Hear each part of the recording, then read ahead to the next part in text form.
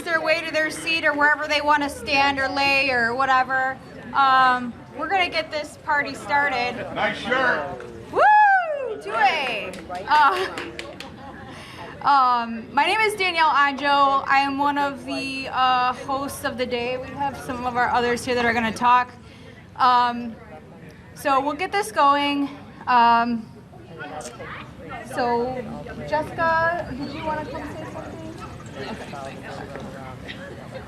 Hello, freedom fighters.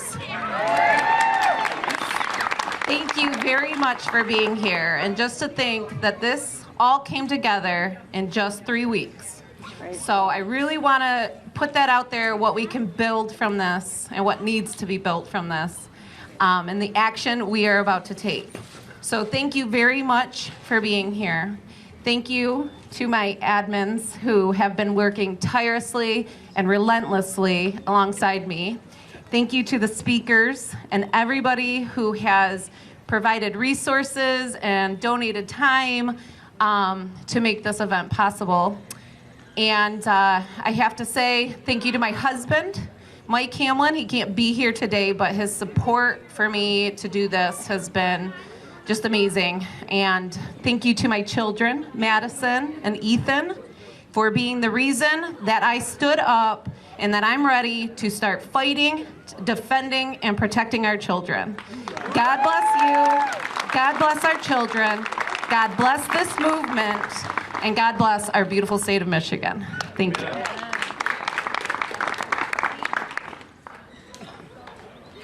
I'm Jessica Barfield. I am one of the other admins for the Unmask Livingston County and surrounding areas page. I am super excited to see all of you guys here today. I wanted to start something like this a year ago when all of this was kind of ramping up, but I was not finding my people, and I have been a huge advocate for believing that this doesn't end until we all stand together. And so you're all here and you're part of this movement, and we're finally growing and we're standing together, and we're going to take back our freedom that has been stolen from us. This is America. It's the land of the free. We have too many men and women that have died for our freedoms to allow them to be stripped away. So thank you to all of you and all of our patriots and freedom fighters.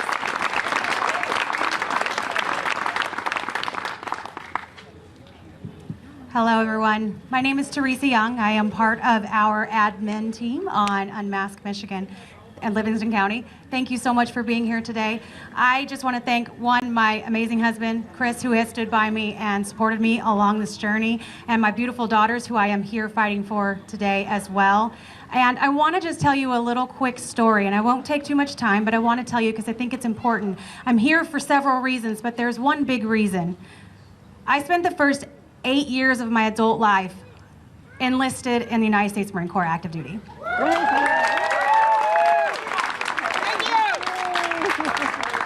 Thank you for your support. During that time, I enlisted with no family in the military. I chose to do it because I love my country. Something happened along the way throughout the years where I started to lose that love. And then 4.5 years ago, it came back.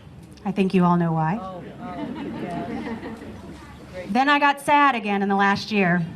You see, I didn't leave my house from March of last year until August because I was unable to wear a face mask because of PTSD. We don't need to talk about the details of why I can't wear one, but I would literally rather go into the parking lot and fist fight you before I will let you cover up my face. All right. What I learned is I was not alone in that sentiment. There are many men and women who feel the same way and who struggle the same way as I do, but they don't know how to stand up. I finally had a great friend told me one day, you know, by you not going out and by me going out and just submitting to what they want, we're both being submissive. And I thought, well, done with that. No more submissive from me. We are here to stand up. We are done with these unconstitutional mandates. We are done. Thank you for being here. Thank you for standing up. And we are going to make some changes. Thank you for joining us today, everyone. Hi, my name is Sean Greer. I'm just here as another human that wants to make a difference for my children as well as our community. I believe in unity we can make a positive impact and hold every single public official accountable to do what they say they're going to do, or have them removed from their role and have someone come in that's willing to do what needs to be done in the face of adversity. I'm no longer standing for that. Less words, I guess, but I'm thankful to introduce Taylor Leathorn, who's going to sing us our national anthem.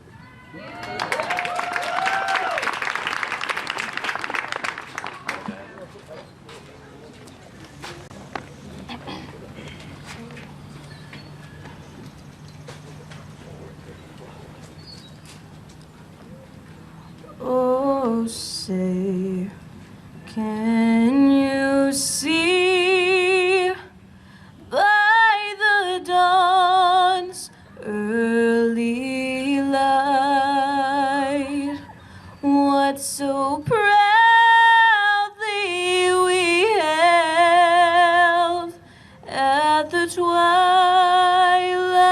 last gleaming, whose broad stripes and bright stars through the perilous fight o'er the ramparts we watched were so gatheredly streaming, and the rockets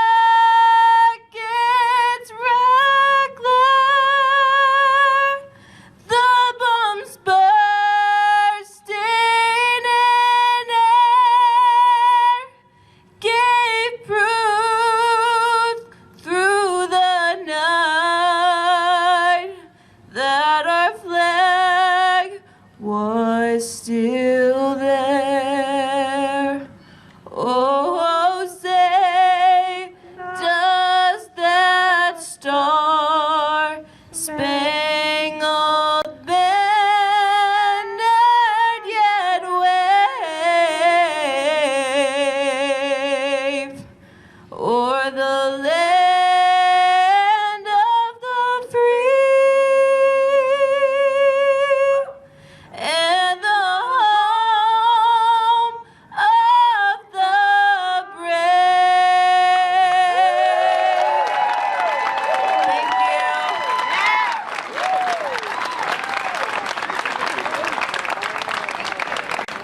you. Thank you. Wasn't that awesome? Thank you. Great job. Now we're going to have Pastor Bill Bolin from FloodGate Church. Best pastor in town. Good morning. How are we all doing today? It's Blessed and highly favored. blessed and highly favored, absolutely. All right, hold on one second. Oh, thank you. Thank you very much. Yes, perfect. There we go. So I'm Dr. Bill Bolin. I pastor a church here in Brighton, Michigan, and our church has played a unique role in what we are going through in this region. For those of you who don't know, when we were first put on a mandate to close churches down, as well as our society, we refused to shut down.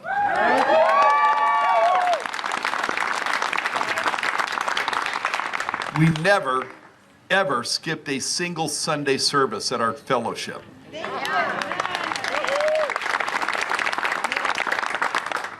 It was interesting at the beginning, not knowing if I would be hauled away to jail. Every Sunday when I went to the church to go preach, I thought, for 4 months, is this a Sunday they're going to come and take me away? Now, in my own personal life, I grew up radical. I wasn't a conservative. I was on the other side of the track until I met Jesus. After meeting Jesus, I went through a transition in life and left the radical lifestyle, the radical philosophy, and became conservative. And in the process of going through that, when I was first confronted with the possibility of being arrested for staying open, for exercising our constitutional right to gather peacefully and to exercise our religious freedom. When I thought about the possibility of being arrested, in my mind, I was like, well, been there, done that. I guess I can start a new jail ministry from the inside. When it comes to the relinquishing of freedom, friends, we have to stand strong. There's one thing we all need to understand. It is time for good people to stand and to disallow even one seed of tyranny into our collective soil. We must fight against the tyranny that would stop us as American people from exercising our God-recognized, God-given rights.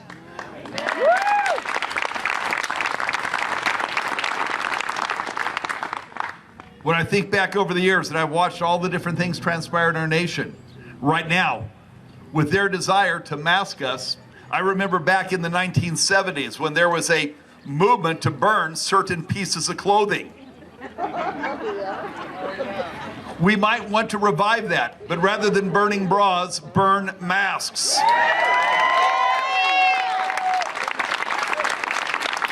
And stand for the freedoms that we all love and embrace. And from the very beginning, we have been advocates at FloodGate for preserving our freedom. When we decided to keep our church open, we did it on a three-pronged desire to make a statement. Our first prong was we believe in Scripture. Scripture admonishes believers. Now, you may not be a believer, but this is something we who are believers understand. We are admonished in Scripture to never forsake the assembling of the saints. That means you go to church. It means you gather as believers. The second prong was our belief in the constitutional right to gather peacefully and to exercise our religious freedom. The third reason why we opted on staying open was to be examples to young people. We as Americans have long stood for the rights of freedom around this nation. Young people need to see an example that says there are things that are worth fighting for, there are things that are worth standing for, there are things worth going to jail for, and there are things that are worth dying for. And our precious freedom encompasses every one of those items.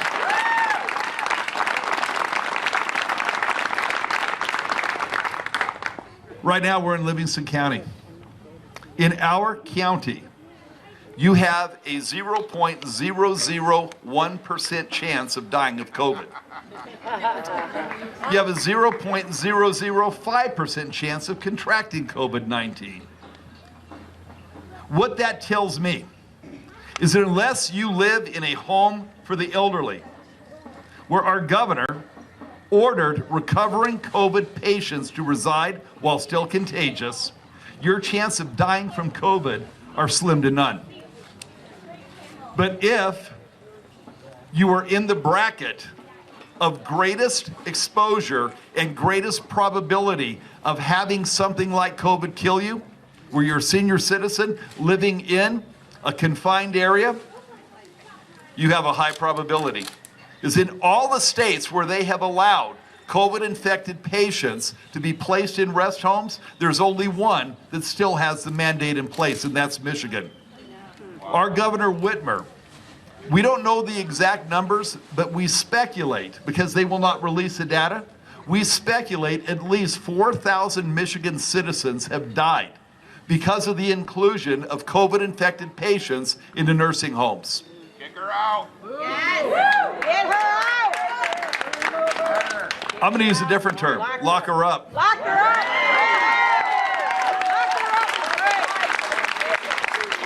She thought it wise to follow Mario Cuomo's example and allow the almighty dollar to dictate the placing of COVID-infected patients into nursing homes. It is time for us to hold the governors who acted in this fashion in the 5 states where they allowed it. It is time for the citizens to rise up and demand their trial. Remove them from power and stop this insanity.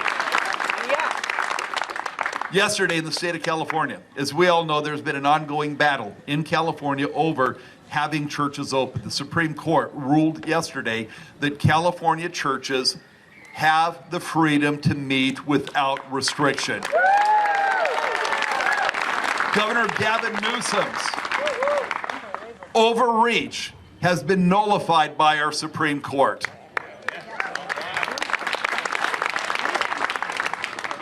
In our church, we have some people here, at least one who was there at the very beginning. When we were told that we were going to have to shut down, the day before the mandate came into effect that said churches needed to close, we had about 250 people show up at our church. Because I explained that we were going to stay open, and they wanted to know what my reasoning was. The following week, the week after the closure took place, we had maybe 25 people show up. One of the guys who was there just told me he was counting, going, well, there's a few people. When it was all said and done, what happened with us, just so that you understand, when we were told that we had to shut down, I called a friend, William Wagner, up. He has a ministry over in Lansing, former federal judge. I asked him what the ramifications would be for my decision to stay open. So I went to prayer, and I believe God spoke to me and said, do not close the church down. Even though I'm older, even though I'm overweight, and even though I had a heart issue in November where I had a cardioablation before this whole shutdown took place, the Lord spoke to me and said, keep the church open. I listened to him. When I called William and told him what was happening, I asked what my risks were. He said, well, your biggest risk is getting arrested. But he told me, you know, tomorrow I'm meeting with Lee Chatfield, and the two of us are going to meet with Whitmer and Nessel. We're going to argue for keeping churches as essential businesses. They went and met with her. She did not relent. But they told her about a church in Brighton that was going to refuse to shut down. And they warned her.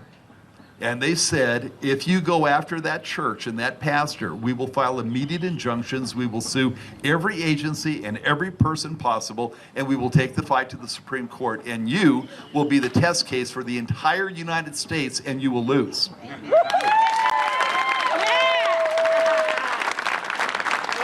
The net result was every executive order following that first one. If you go back and you trace them, the first one caused churches to fall under the same mandate of every other business that was forced to shut down. The next mandate had an exemption for churches. We were still ordered to shut down, but there was an exemption where we would not be prosecuted or fined for staying open. That happened because of FloodGate. And for every church in Michigan, not one of them had to shut down because we were exempted.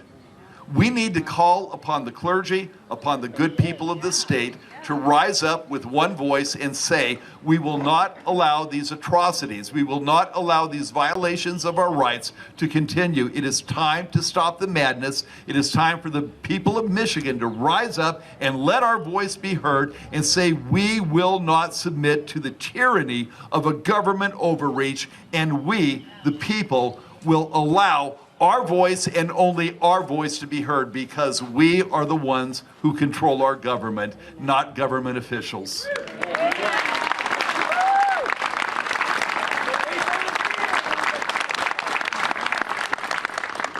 The group that's here, Unmask Michigan, some of the people attend our church.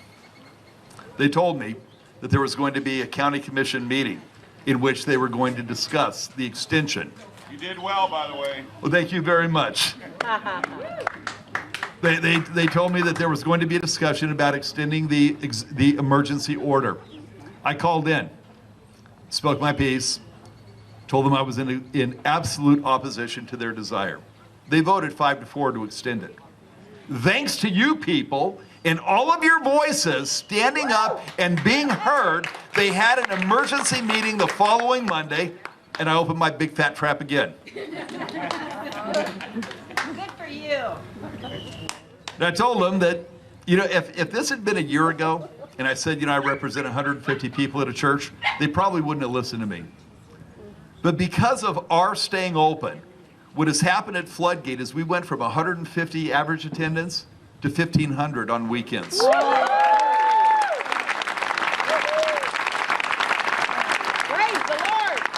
So I was able to tell those county commissioners I represent 1,500 people who gather regularly to worship God and who want their freedoms protected. And I told them, there were nurses that spoke, there were librarians that spoke, there were different board leaders that spoke of sub-boards, and I said, look, with all due deference and all respect to everything that you do, I want you to understand this.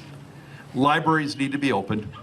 People need to be able to access it. You say that you want to be safe from COVID, and yet you'll go to a grocery store. This is ridiculous. This is a tax-paid, funded endeavor that you work for. The board members who said that they didn't think they could get 100% participation, I told them, I just said, look, you need to understand, if your people cannot attend, they need to resign and let someone step into it. And you who are on the board, you who are the commissioners, if you cannot listen to the will of the people, you need to understand we are listening to you, we will mark you, and we will vote you out of office. Because we need leaders who listen to the voice of the people.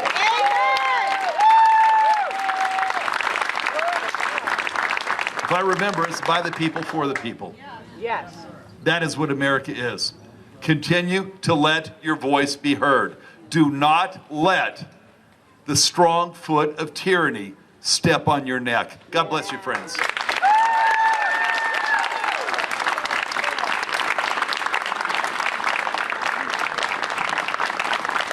Thank you, Pastor Bill. That was awesome.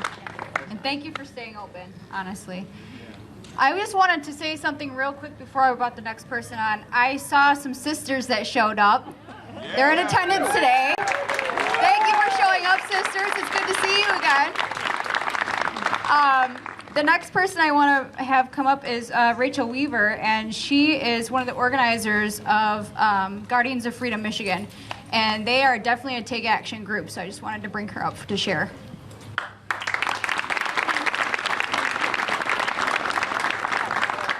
Still morning? I don't know, maybe it's good afternoon by now. Thank you for having us here, and I'm so happy with Jessica, what she's been able to gather. I mean, look at this group in just a couple weeks. Am I not loud enough? Sorry. It's me. Okay. There you go. Is that going to be better? Sorry. Okay. So a year ago, probably like a lot of you, I was hearing about what was coming. My daughter kept telling me about this coronavirus. I was like, oh yeah, it's going to be just like the swine flu. It's going to be just like H1N1 and Zika virus. And stop telling me about it, because I was getting ready to go on a cruise. I hadn't been on vacation in 11 years. Oh, did that happen? No. Everyone lost their mind over a coronavirus. And here we are. All of a sudden, it was rallies at the Capitol all the time. I have never been at the Capitol more in my entire life than I have in the 6 months of last year that we were over there. And we petitioned. I circulated all 3 of the petitions. We wrote, we called, we protested, and yet a year later, here we are. Seemed like nothing worked. I'm sure something had to have an effect, but it seemed like nothing was working. So it led us to the end of last year. My friend Joey, who I had been circulating petitions with for most of the year, had called me and said, you know, what we've been doing has not really been getting us any results. I have been searching, and I found a group in Ohio. They had started something called Ohio Stands Up.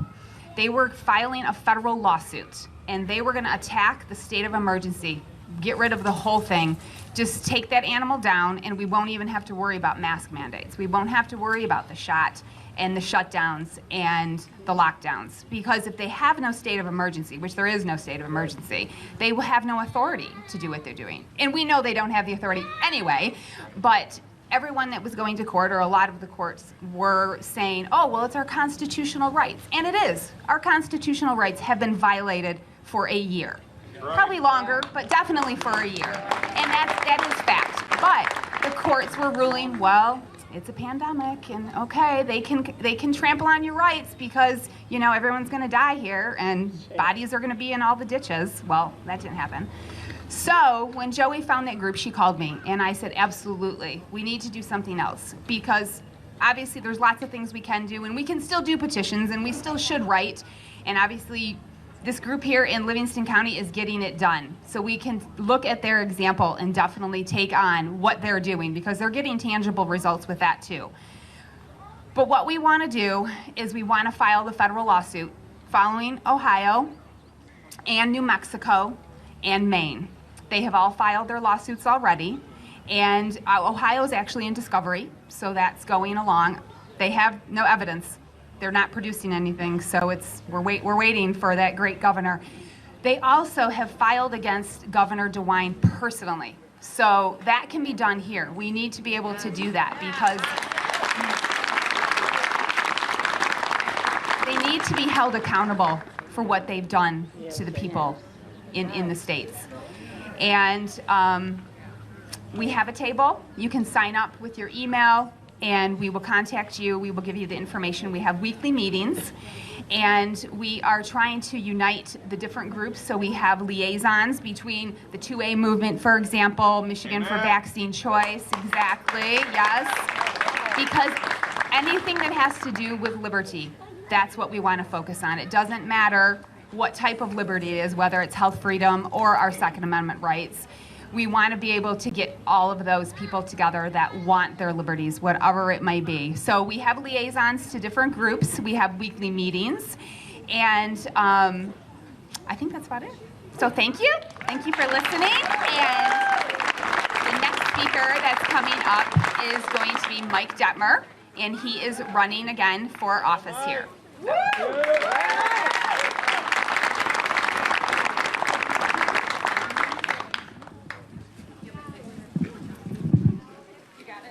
Got it. Yeah, I'm running for the city limits, and I have the whole town behind me. I know, it's still early. I want to thank Unmask Michigan for holding this event. Thank you for the invite. Dr. Bolin, you are awesome. Rachel, you're awesome. What do you think, Dr. Bolin 2024? Maybe. Before I get started, I do want to make an announcement too. How many of you are from Livingston County? Most of you. How many of you are from the city of Howell? A few of you. First, I want to thank all of you for this last election cycle. Thank you for delivering a victory during the primary last year. Really appreciate all of you, for those of you that came out to vote.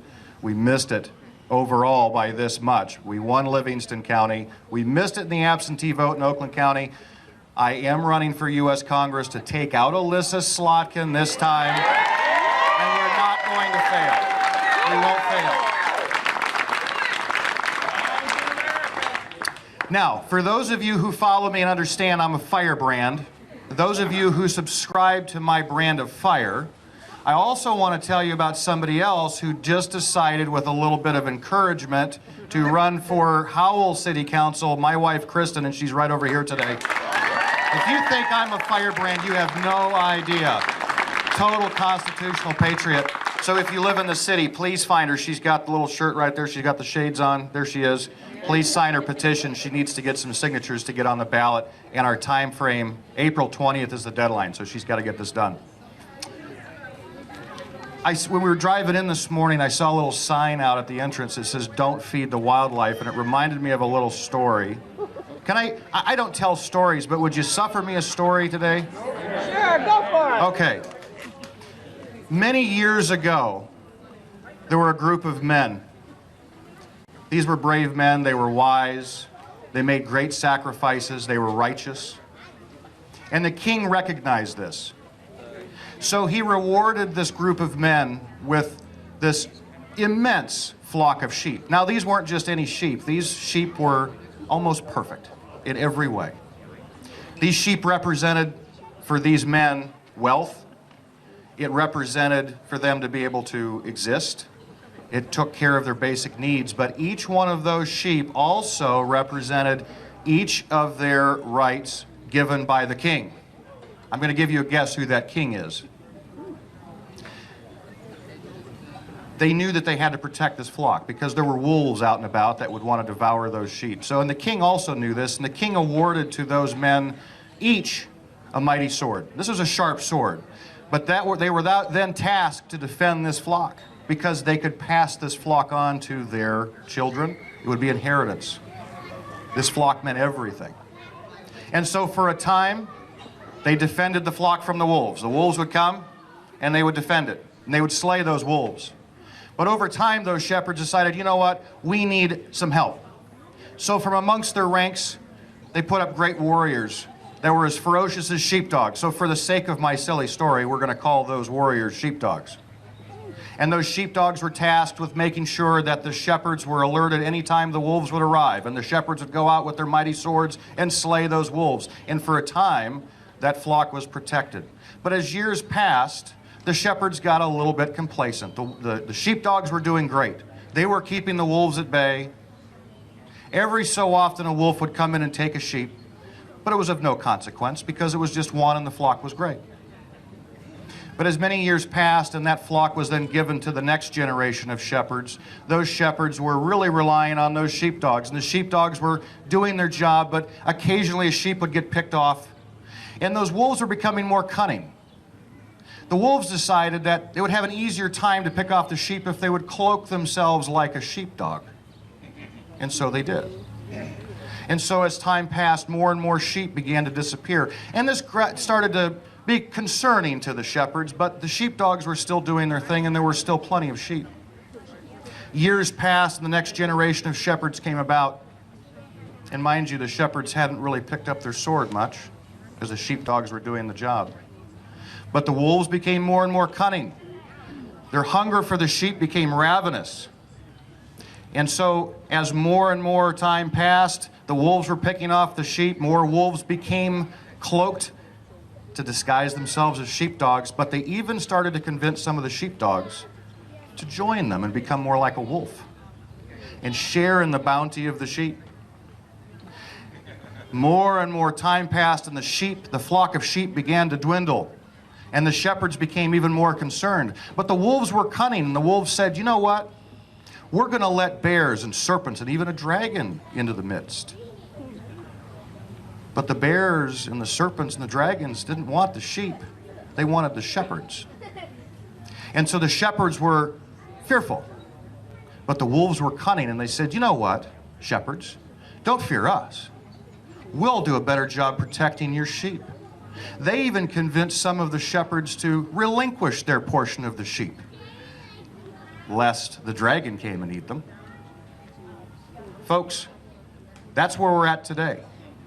We are those shepherds, and only very few shepherds are picking up their swords. And the shepherds were convinced that most of the sheepdogs were untrustworthy, and so therefore now we have the wolves, and they're taking our freedoms. And those freedoms are bestowed to us by Almighty God. And it is our responsibility as the shepherd of those freedoms to defend them. But we need more sheepdogs as well, true sheepdogs. Ladies and gentlemen, I'm running for public office to be a sheepdog for you. Not a wolf cloaked as a sheepdog, but someone that wishes to slay the wolves.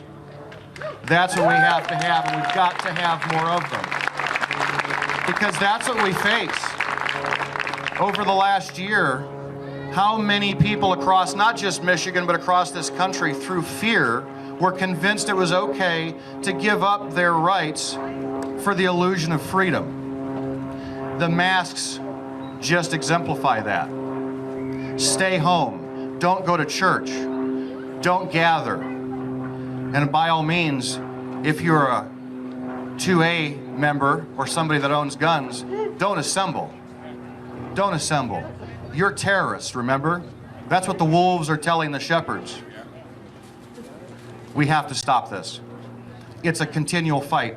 When I ran for office the last cycle, I didn't run because I wanted to go fight. I ran because I was fighting. And when I didn't make it in the primary, that didn't slow me down. It didn't slow my team down. We actually picked up speed. Because I have some selfish reasons. My wife and I have 2 great kids. What future will they have? The people that I've been able to meet and spend time with, you guys are all like family. Some of you I haven't met personally, but you're family. This is our family. And we have to stand up with each other. We've got to defend this. We've got to do this. We have to be an example for the rest of the country, not just Michigan. We've got, let me tell you another quick story. A few months ago, we went down to, having a brain block here. Help me, what's the county just south of here? Where the Hillsdale, brain block. Hillsdale County, that's Mike Shirkey's district. So we were invited to go down there and speak, and I thought, what am I getting myself into? Well, we got there, and the party there, the old guard is gone. Patriots, average citizens, non-political people decided they had enough, and they became precinct delegates, and they ousted the old swampers. And now Hillsdale Republican Party is controlled by patriots, including the mayor of Hillsdale. Folks, we can do that here. We can do that here. Make no mistake, even in Livingston County, we're a great county. We are an island of red surrounded by blue, but there are people here that are in league with those who would love to see the destruction of our freedoms. You might say, Mike, that's a pretty outrageous claim, but it's true. You see, there's another element here. It's called globalism. Globalism is very lucrative. If you're a nationalist, well, that's not very lucrative. You are an enemy of them. You stand in the way of what they hope to achieve. Well, I'm not a globalist, and I'll stand in their way every opportunity I get, and that's why I'm running. And by the way, we have a wolf and a globalist who believes, by the way, that Antifa is just the boogeyman that really aren't there, and that's Alyssa Slotkin. She needs to go. She needs to be, and listen, she's not even from Michigan, folks. I don't know how many of you know that. She's actually from New York State. She has a house in Virginia. She's from New York State. She spent most of her career in Washington, D.C. as a CIA bureaucrat. She jumped in here 2 years ago to defeat Mike Bishop, and here we are. Exactly. Here we are. The 8th district, as it sits right now, is an R+4 district. It's still a little red. I'd say maybe even a little purple. But you know what? A lot of patriots didn't show up the last go-around. Plus, we had the infamous voting fraud. God knows how deep that went. And that has to be fixed. Not just for the future, it's got to be fixed now. So besides the next 2 years, we've got a lot of great people stepping up to run for office, everywhere from city council to state representative, from all across Michigan. There are good people that are stepping up to do this. They don't stand a chance. I don't stand a chance unless we fix things now. Can't wait. So that means each and every one of you have to continue to be on the phone or showing up at the offices of your state legislator and saying, what are you doing about the situation? What are you doing about elections? And it's not just at the state level. Did you know, now Livingston County did not have Dominion. Oakland County did not use Dominion. Most of the counties in Michigan did. What happens is the state of Michigan, back in 2017, contracted Dominion along with a couple other companies to handle the voting systems. Each county then, and each local municipality can then pick between those three based on whoever's cheaper, whatever their requirements are. So if you live in a county, if you're not from Livingston County and you live in a county that uses Dominion, go to your county commissions and say, get rid of them. That's where it starts. It makes no difference if Michigan keeps the contract. Go to your local cities, go to your local townships, go to your local county boards and say, 86 Dominion if you live in a county like that. Get it out. We have to be involved. And I'm trying to encourage people, it's time to stand. Get outside your comfort zone. If you haven't run for office, run for office. Make sure that you show up to vote. Here's the thing though, folks. In 2 years' time, we will have elections again. Actually, less than that. We're going to have elections this next year for local offices. A lot of people I'm hearing, and this is discouraging, are saying, I'm never going to do that again because my voice and my vote don't matter. How many of you feel that way? A lot of you do. But does that mean that you surrender? You can't. You can't. You have to continue to show up. We must be a thorn in the side. We must continue to be the salt of the earth, folks. Our salinity cannot be less. It must be more. Plain and simple. Plain and simple. How am I doing on time? Keep going? I don't have any more stories to tell. I also see a lot of 2A shirts around here. If you are not a member of 2A, become a member of 2A. What is 2A? Last year, the 2A group went, just like Dr. Bolin did, and just like many of you did with our county commissioners, and they went and they fought, and I'm proud to say that I stood next to them during that whole time. They fought, and Livingston County became a 2A sanctuary county. What does that mean? Well, that means that the county told the state of Michigan, if you ever passed any type of gun control, unconstitutional, anti-2A legislation, we're not going to stand for it. In other words, Bolin LeBay, come and take it. Come and take it. I always screw that one up. But. How many of you have questions, concerns? I know you're here to hear speakers. Are there things that you got to talk about? Are there issues that are important to you? I want our schools unmasked. Yes. I do. Yes. How about let's get all the students back in their schools?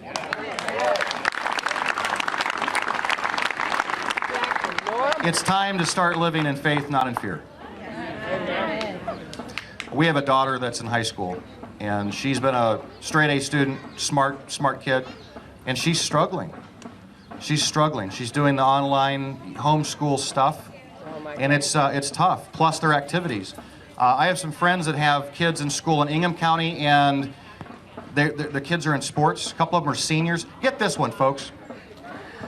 This lady's seniors, they were going to have prom, and their school district said, okay, prom can be on the football field. The students have to be masked up. They have to stand 6 feet apart. Right. And if, let's say, one of the students had a boyfriend or a girlfriend that maybe graduated the year prior, they were not allowed to come. Only current students on campus. So this particular mother decided with a group of other parents, scrap that, we're going to hold our own prom where the kids could actually come together. That's what it takes. This is just insane. This is insane. This is like a bad Twilight Zone movie that you can't get out of, a TV show that you can't change a channel. It's just always the Twilight Zone. But I want to remind all of you that you have the power to change it. What's happened, and I'm a student of history, and I've watched all of this go on for years, and that was the whole onus before all of COVID to even run for office in the first place. But a lot of us, we get up, we work hard every day, we do our daily thing, and we show up on election time to vote for people that we think are going to represent us, that we think are going to act in our best interest, because that's what they're hired to do. They're hired to represent. And so when we have Republicans running, we assume, and a lot of us don't show up for primaries because, well, we'll let the Republicans figure it out, and then we'll vote for the Republican in the general election. The problem is that in a lot of cases, those are wolves that are dressed up like sheepdogs. Like Peter Meyer. Like Peter Meyer. Like Fred Upton. Like Mitt Romney. We have a lot of those. We have a lot of those. We've got people in the state of Michigan in our state legislature. Why else do you suppose Governor Whitmer is still governor today? Yeah, where's our recall on her? Exactly. Where is the impeachment of her? Impeachment, convict, remove. Where's it at? I'm going to tell you something. Our state legislature, we have a lot of freshmen that came into the state house. And you know what these freshmen are being told? I'm going to tell you right now. You're going to toe the line. We're going to give you a committee assignment. We're going to allow you to write and submit X number of bills for your districts. And you're going to toe the line, or else we're going to pull your committees, and you'll never see a single piece of legislation that you write ever make it to the floor of the House for a vote. And so what do? A lot of these freshmen that are there, they go, well, I guess I'm going to toe the line. Folks, the same thing is happening in the U.S. House and the U.S. Senate. We're seeing it every day. Here's a promise I'm going to make all of you. Send me to Washington, D.C. and watch the show begin. Because the moment, if we don't replace Nancy Pelosi, let her take my committee assignments. Let her threaten me, because then I'm coming back to all of you. You will all know about it. Let the fight begin. Send me to go pick a fight, folks. That's what I want to do. And my lovely wife, send her to pick a fight here in the city of Howell as well. He says, whatever you do, don't make me come up and speak, because she's not a public speaker. She'll go talk to you one-on-one all day long, but to get up, no, not happening. Guys, I love all of you. Keep up the faith. Unmask Michigan, keep fighting. Walk into Kroger, walk into, next time I go to Costco, I'm walking in without a mask. The last time, I gotta tell you what, just one last quick story.